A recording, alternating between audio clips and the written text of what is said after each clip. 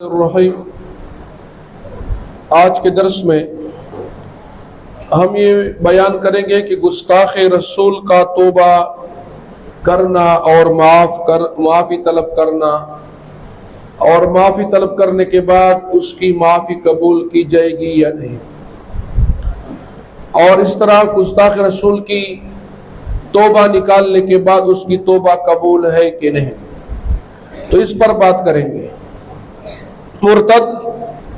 جو اسلام کو چھوڑ کر واپس کفر میں چلا جائے، یا وہ پیدائشی مسلمان ہے اور اسلام کو چھوڑ کر وہ کفر میں چلا جائے، یعنی مرتد ہو جائے، تو مرتد اور گستاخ رسول کی توبہ کے بارے میں اکثر علماء کا مسلک یہ ہے کہ صرف مرتد کی توبہ کو قبول کیا جا سکتا ہے، یعنی جو اسلام کو چھوڑ دے، کافر بن جائے اور پھر واپس اسلام میں آنا چاہے، مسلمان بننا چاہے توبہ نکالنے کے بعد، تو مرتد کی توبہ قبول کیا جا سکتا ہے۔ لیکن وہ مرتد جس نے اہانت رسول کی ہے، ان رسول اللہ صلی اللہ علیہ وسلم کی بے عزتی کی ہے، اس کی گستاخی کی ہے، نبی کریم صلی اللہ علیہ وسلم کی عزت کو نقصان پہنچایا ہو،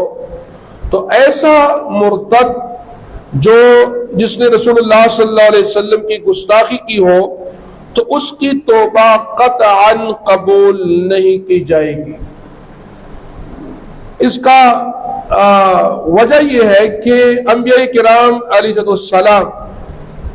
رسالت ان کا حق ہے، اور اپنے حق کی معافی کا اختیار بھی صرف ان انبیاء کرام علیہ السلام کے پاس ہے۔ یعنی جس نبی کی گستاخی کرے، نعوذ باللہ اس کی بے عزتی کرے، اس کے پیچھے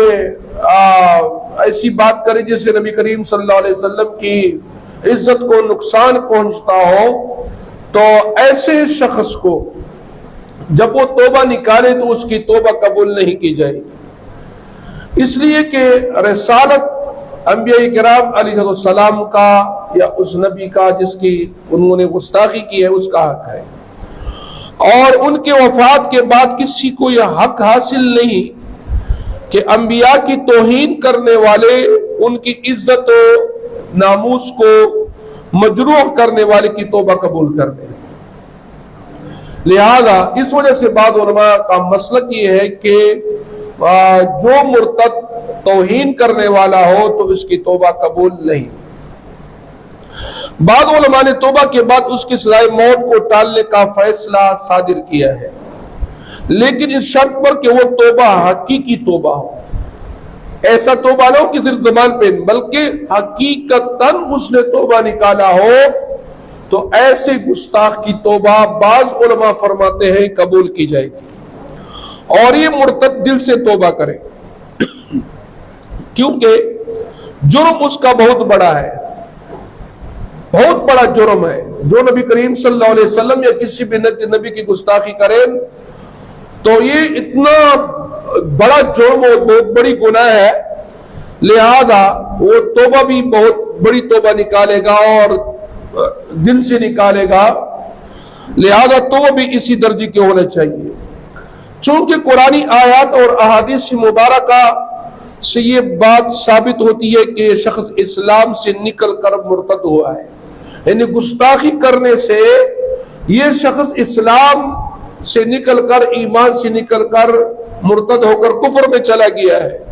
لہذا یہ آدمی پہلے اسلام کی تجدید کرے گا، یعنی دوبارہ کلمہ پڑھے گا، اور علماء اور عوام کے مجمع میں، یعنی بہت زیادہ عوام کو جمع کیا جائے گا، اور بہت بڑے علماء، بہت زیادہ علماء کو جمع کیا جائے گا، اور اس مجمع میں باقاعدہ اپنے اسلام کی تجدید کرے گا، اور جس قدر اعلان اس کی گستاخی کا ہوا ہے، یعنی مطلب ہے کہ اس کا یہ گستاخی کی بات جتنے لوگوں تک پھیل چکی ہو، تو اسی قدر وہ اعلان بھی کرے گا توبے کا، اور اپنے تجدید اسلام اور توبہ کا اعلان کرے گا۔ مطلب اتنا زیادہ لمبی آواز کے ساتھ اور کہ یہ اس کی جو توبے کا اعلان ہے یہ ہر اس شخص کو پہنچ جائے جو اس کی گستاخی کی بات پہنچی تھی. لہذا وہ بعض علماء فرماتے کہ وہ حقیقتاً توبہ نکالنے کے بعد اس کی توبہ قبول کی جائے گی اور دوبارہ کلمہ بھی پڑھے گا.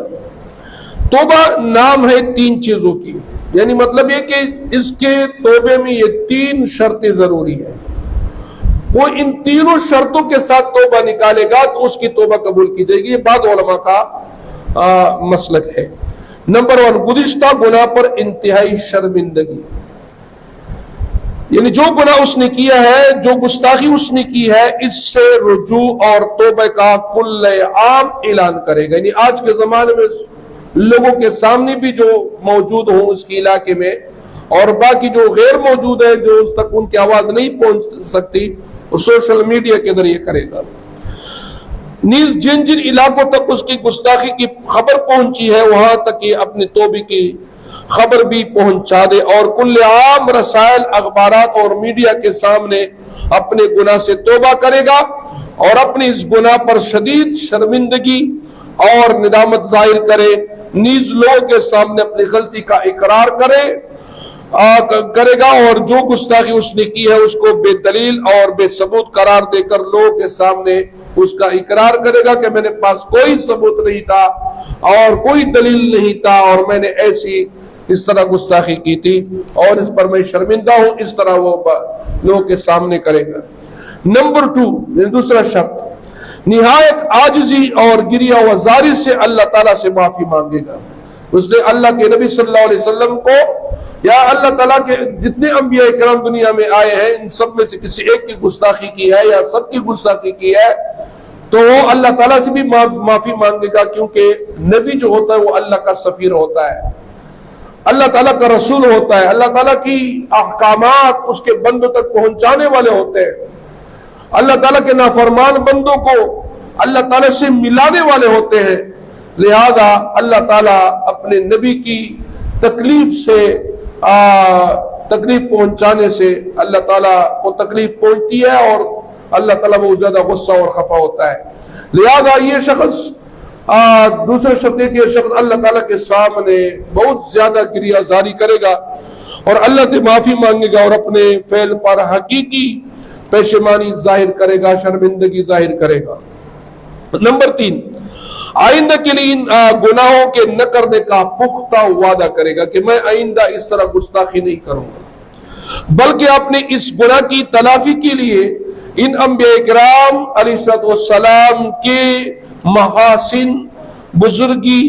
اور اعلیٰ مراتب کو اسی عام ترین اعلان اور تقریر و تحریر کے ذریعے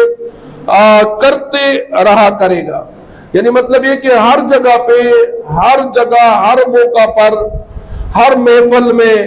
ہر ماحول میں وہ انبیاء کرام علیہ السلام کی خوبیاں، ان کی صفتیں اور اس کی اعلیٰ مراتب کا اعلان کرے گا، لوگ کے سامنے بیان کرے گا اور یہ ثابت کرنے کی کوشش کرے گا کہ میں نبی کا، انبیاء کرام کا، تمام رسولوں کا اس طرح احترام کرتا ہوں جس طرح ایک مسلمان کرتا ہے. لہذا میں بھی مسلمان ہو چکا ہوں اور میں بھی اسی طرح احترام کرتا ہوں. لہذا وہ اپنی تقریر و تحریر کے ذریعے اسی طرح اس کی اعلیٰ مراتب، محاسن اور بزرگی کا اعلان کرے گا اور گزشتہ کی غلطیاں تشت ازبام کرے تو توبہ کی تکمیل ہو جائے گی. مطلب یہ کہ یہ تینوں شرطوں کے ساتھ یہ توبہ نکالے گا تو اس کے توبہ قبول کی جائے گی. اور مطلب ایک 3 شرط مختصراً کہ نمبر 1 اپنی گناہ پر شرمندگی کا اظہار کرے گا، لوگوں کے سامنے کرے گا، اعلان کرے گا. اور دوسری شرط یہ کہ اللہ تعالیٰ کے سامنے انتہائی عاجزی، گریہزاری کرے گا کہ وہ اللہ تعالیٰ اس کو معاف کر دے. اور تیسرا یہ کہ ہر موقع پر، ہر محفل میں وہ انبیاء کرام علیہ السلام کی کیا کرے گا، اس کی محاسن، اعلیٰ مراتب بیان کرے گا اور آئندہ اس گناہ کے نہ کرنے کا پختہ وعدہ کرے گا. جب یہ 3 شرطیں پورے ہو جائیں گی اس کے توبے میں تو اس کی توبہ قبول کی جائے گی. یہ بعض علماء فرماتے ہیں.